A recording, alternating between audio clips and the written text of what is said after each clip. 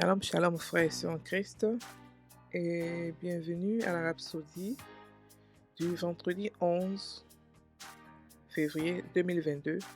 Rhapsodie écrite par le pasteur Chris Oyakilome, et la lecture vous est offerte par les vérités de l'Évangile. Le thème d'aujourd'hui est véhicule de la vie, et le verset de Matthieu 28, verset 19, qui dit « Allez, faites de toutes les nations des disciples, les baptisant au nom du Père, du Fils et du Saint-Esprit. » Alléluia. Le pasteur Christ dit, lorsque nous disons que la venue du Christ est plus proche que jamais, certains se demandent, dans ce cas, ai-je encore besoin de démarrer une entreprise ou d'aller à l'école? Quand les gens se posent de telles questions, il est évident qu'ils n'ont pas compris tout à fait. Ce qu'ils doivent intégrer dans leur raisonnement, c'est l'urgence du moment, la nécessité de faire connaître son message. Avoir une entreprise, démarrer une nouvelle entreprise ou une nouvelle profession, ou aller à l'école sont tout autant des occasions d'atteindre les autres avec l'Évangile. Nous les appelons chariots, véhicules de la vie. Le mot nation dans notre verset d'ouverture est ethnos en grec et ne signifie pas seulement pays. Cela fait référence aux divisions sociales, aux taxonomiques des gens, et celles-ci peuvent être divisées en divers ethnosystèmes. Par exemple, il y a distinctement des nations du lieu de travail, des nations professionnelles, des nations du voisinage, tout le personnel d'un organisme précis, d'une association d'ingénieurs, des résidents d'une communauté villageoise. Si vous êtes avocat et que vous appartenez à une association d'avocats, c'est une nation d'avocats. Êtes-vous étudiant? Votre communauté d'étudiants est une nation.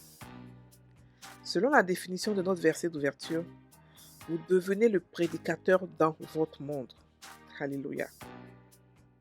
En tant que jeune garçon, il y a de nombreuses années, j'ai été mis au défi de gagner des élèves à Christ et je l'ai fait. Je suis allé au-delà de mon école pour impacter d'autres écoles en tenant des conférences avec les élèves. J'ai prêché parmi les groupes de jeunes et beaucoup d'entre eux ont été gagnés à Christ. Alléluia. Notre foi en Jésus et notre attente de son retour imminent font encore que nous soyons plus passionnés pour faire plus. Cela nous donne encore plus de détermination pour faire ce que nous savons faire de mieux et avec une lumière plus rayonnante à la lumière de sa venue. Nous marchons avec direction et devenons plus focalisés, profitant de l'opportunité de nos nations pour atteindre plus de personnes avec beaucoup plus d'urgence. Alléluia. Fin de la Rhapsodie. Dans le pasteur ici nous explique, il nous parle de l'évangélisation, mais il nous parle des nations auxquelles nous sommes exposés dans notre évangélisation. Il nous explique le verset de Matthieu 28, verset 19. Il dit, « Allez faire de toutes les nations les disciples, les baptisant au nom du Père, du Fils et du Saint-Esprit. » Il explique qu'il y a plusieurs personnes auxquelles on dit que Christ revient bientôt et ça leur donne au contraire l'opportunité de dire, ok, il arrive, donc j'ai pas besoin de travailler, j'ai besoin de rien faire, tout ce que j'ai besoin de faire, c'est de l'attendre. Et ça, ils n'ont pas compris en fait l'urgence de la chose qui est devant nous. Lorsque Christ revient bientôt, la Bible dit qu'il revient pour une église sans tache. Et il revient pour prendre ceux qui sont en train de travailler pour lui. Il ne revient pas pour prendre tous les chrétiens, parce que le son de la cloche sera entendu par la foi. Par la foi. Alléluia. Ce n'est pas tous les chrétiens qui vont entendre le son de la cloche. Donc ce qu'il faut faire, cette phrase doit être pour nous une urgence, au contraire, pour pouvoir prêcher l'évangile, pour pouvoir faire la mission que Dieu nous a appelés à faire. Et la mission globale que Dieu nous a appelés à faire pour nous tous, quel que soit ton appel sur la terre, tu dois prêcher l'évangile. Tu dois parler de Dieu. Tu dois gagner des âmes. Prêcher l'évangile, c'est pas vraiment le mot adéquat. Le mot adéquat ici, c'est gagner des âmes. Parce que lorsqu'on dit prêcher l'évangile, tout le monde croit qu'il faut s'arrêter dans les rues pour crier. Non. Cette méthode-là, je ne sais pas si elle marche toujours, mais il y a plein d'autres méthodes qui sont encore plus effectives pour parler de Jésus, pour gagner des âmes. Donc, lorsqu'on entend que Jésus revient bientôt, ça doit être pour nous une motivation, une urgence pour faire des choses pour lesquelles il nous a appelés à faire.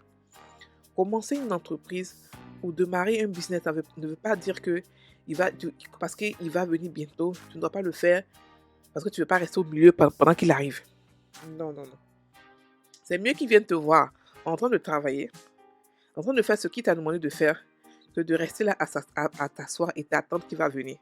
Rappelez-vous de la parabole des ouvriers à qui on a confié des choses et ils n'ont pas fructifié. Voilà. Ils n'ont pas fructifié. Nous devons fructifier nos talents. Nous devons fructifier ce que Dieu nous a appelés à faire. Et maintenant, l'urgence est plus que jamais d'actualité. Nous devons prêcher l'évangile. Et il explique ici que lorsque Jésus a dit « Allez, faites de toutes les nations des disciples ». Ici, il a dit « Faites de toutes les nations des disciples ». Lorsqu'il parle de nations ici, il parle de notre environnement. Il parle de notre chariot, qui est notre véhicule pour pouvoir parler de l'évangile. Et le pasteur appelle ça les véhicules de la vie. C'est-à-dire que c'est notre transport ou c'est notre moyen, de pouvoir toucher notre monde. Notre monde, c'est ça qui est les nations. Notre monde.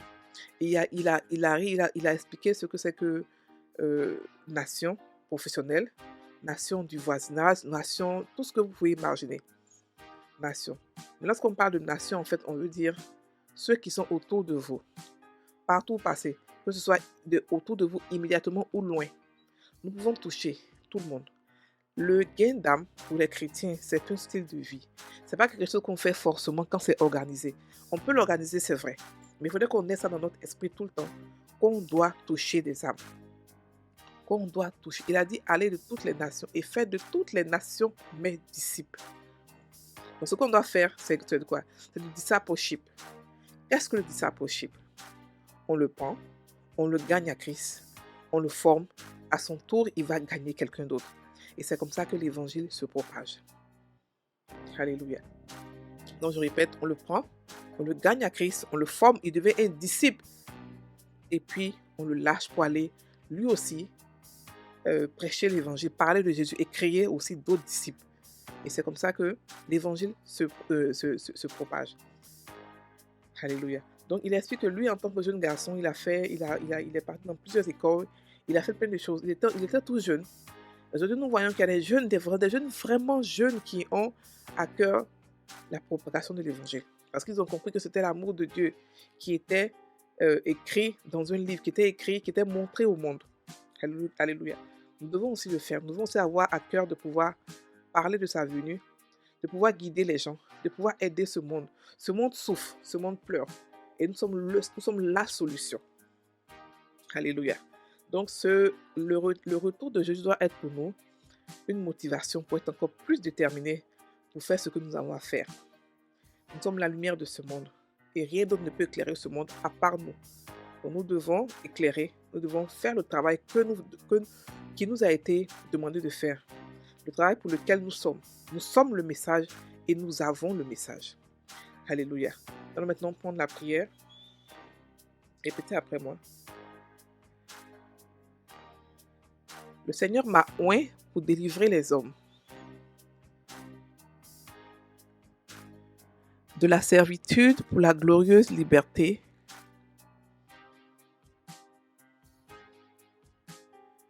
des fils de Dieu,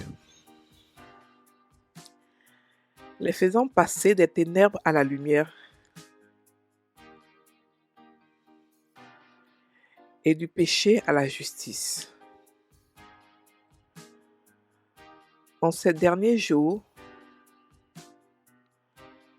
je fais des exploits pour le Seigneur. établissant son royaume et sa justice sur la terre et dans le cœur des hommes. Au nom de Jésus. Amen. Frères et sœurs en Christ, passez une très bonne journée, soyez bénis.